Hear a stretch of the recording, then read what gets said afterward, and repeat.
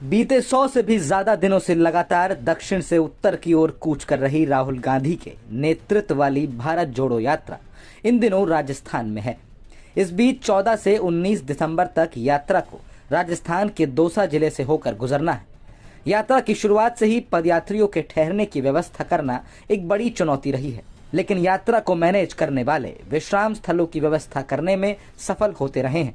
लेकिन अब राजस्थान के दौसा में एक नए विवाद ने जन्म ले लिया है। दरअसल राजस्थान में दिन भर दौड़ रही राहुल गांधी की भारत जोड़ो यात्रा के पदयात्रियों और व्यवस्था में लगी टीम को रात में ठहरने के लिए माथापच्ची करनी पड़ रही है।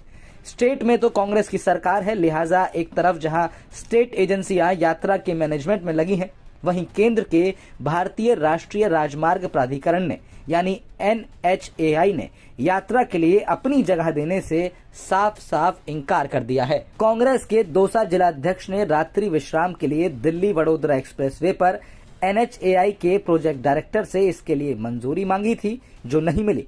17 दिसंबर को पदयात्रियों के ठहरने के लिए ये मंजूरी मांगी गई थी, जिसे नामंजूर कर दिया गया। दौसा कांग्रेस कमेटी ने रात्रि विश्राम के लिए NHAI के प्रोजेक्ट डायरेक्टर को पत्र लिखकर कहा कि भारत जोड़ो यात्रा 14 से 19 दिसंबर तक दौसा से होकर गुजरेगी। 17 दिसंबर को रात्रि विश्राम के लिए भांडा रेंज इंटरचेंज के पास की जगह उपयुक्त समझी गई है। रात्रि विश्राम और अन्य व्यवस्थाओं के लिए स्वीकृति प्रदान करें। इसके जवाब में प्रोजेक्ट डायरेक्टर सहीराम ने इसके लिए खुद को सक्षम नहीं बताया। बात सिर्फ यात्रा के पदयात्रियों के ठहरने की नहीं, बल्कि बात तो पुलिस के जत्थे की भी है, जो साथ साथ पूरी यात्रा में अलग अलग टुकड़ियां चल रही हैं। उनके ठहरने के लिए भी जगह मुहैया नहीं करवाई गई। यात्रा के दौरान कानून व्यवस्था बनाए रखने के लिए चलने वाले पुलिस के जत्थे को ठहरने तक के लिए NHAI ने अपने यहाँ जगह नहीं दी, जिसे लेकर कांग्रेस कार्यकर्ता काफी नाराज हैं। दौसा के नांगल राजवतन SDM ने NHAI को पत्र लिखकर भारतमाला एक्सप्रेसवे रेस्ट एरिया पर NOC मांगी थी। NHAI के संबंधित प्रोजेक्ट डायरेक्टर ने कहा कि यात्रा हमारे यहाँ नहीं रुक सकती।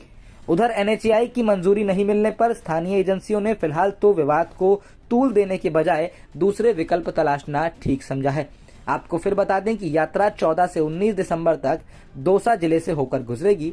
सर्वाधिक चैलेंज पदयात्रियों को सकुशल ठहराने के लिए ही होता है। अन्य जगहों पर यात्रा के लोगों के विश्राम के लिए मंजूरी मिल गई थी, जैसे भारती TT कॉलेज, राजकीय उच्च माध्यमिक विद्यालय, B.Ed STC कॉलेज और नर्सिंग एवं फार्मेसी कॉलेज में मंजूरी मिल गई थी, लेकिन भारतमाला एक्सप्रेसवे रेस्ट एरिया के लिए मंजूरी नहीं मिली। अब तक भारत जोड़ो यात्रा में इस तरह का कोई मामला सामने नहीं आया था, लेकिन अब केंद्र और राज्य की एजेंसियों का आपस में इस तरह असहमत रहना नए विवाद को जन्म दे सकता है। हालांकि अभी यात्रा बहुत लंबी है, लिहाजा कांग्रेस को पहले से ही अब अपनी तैयारी और मजबूत रखनी ही होगी।